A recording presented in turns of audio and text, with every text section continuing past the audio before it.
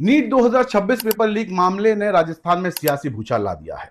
इस मामले में जयपुर के दो आरोपियों के नाम सामने आ रहे हैं, दिनेश बिमवाल और मांगीलाल। अब आरोप लग रहे हैं कि ये दोनों बीजेपी सरकार के मंत्रियों के करीबी हैं। सोशल मीडिया पर बीजेपी के वरिष्ठ नेताओं और मंत्रियों के साथ उनकी तस्वीरें वायरल होने के बाद विपक्ष ने भजनलाल सरकार को घेरा है। पूर्व मुख्यमंत्री अशोक गहलोत और कांग्रेस प्रदेश अध्यक्ष गोविंद सिंह डोटासरा ने इसे बेहद चौंकाने वाला बताया है। आरोपी दिनेश बिमवाल और मांगीलाल के साथ बीजेपी नेताओं और मंत्रियों की तस्वीरें सोशल मीडिया पर जमकर वायरल हो रही हैं। दोस्तों, यही वजह है कि बीजेपी की किरकिरी हो रही है। दिनेश बिमवाल को जयपुर देहात में बीजेपी के युवा मोर्चा का जिला मंत्री बताया जा रहा है। एक तस्वीर में वो राजस्थान के खेल मंत्री राज्यवर्धन सिंह राठौड़ के साथ भी दिख रहे हैं, जबकि एक तस्वीर दिनेश और मांगीलाल की वायरल हो रही है, जिसमें ये दोनों शिक्षा मंत्री मदन राठौड़ के साथ खड़े हुए हैं। आरोपों के मुताबिक 26 अप्रैल को मांगीलाल और दिनेश ने गुरुग्राम में 30 लाख रुपए में नीट का पेपर खरीदा था। इसके बाद 29 अप्रैल को सीकर में छात्रों को बेच दिया था। इन्हीं के कई व्हाट्सएप ग्रुप्स में इस पेपर को सर्कुलेट किया गया।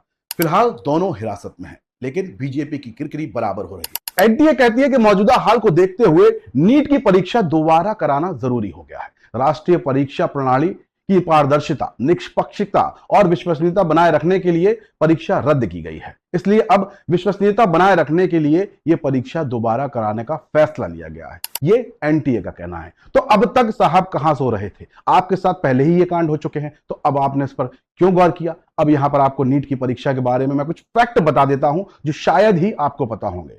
तो एक एक करके सारे फैक्ट को ध्यान से गौर से सुनिएगा। दोस्तों, आपको बता दें कि दुनिया की सबसे बड़ी प्रवेश परीक्षाओं में से एक है हमारी नीट यूजी है, जो कि भारत की सबसे बड़ी अनिवार्य और राष्ट्रव्यापी प्रवेश परीक्षा है। MBBS, BDS, BAMS, BSMS, BUMS और बीएचएमएस जैसे अंडर ग्रेजुएट मेडिकल प्रोग्राम में एडमिशन के लिए ये आयोजित की जाती है। परीक्षा की तारीख इस बार 3 मई 2026 रविवार नीट यूजी 2026 के लिए रखी गई थी। इसमें 22.79 लाख अभ्यर्थी शामिल हुए थे। इस बार 5,432 परीक्षा केंद्र कुल बनाए गए थे। शहर भारत में 551 और विदेश में 14 थे। परीक्षा केंद्रों पर स्वतंत्र निगरानी के लिए 6,000 से ज्यादा ऑब्जर्वर भी तैनात किए गए थे।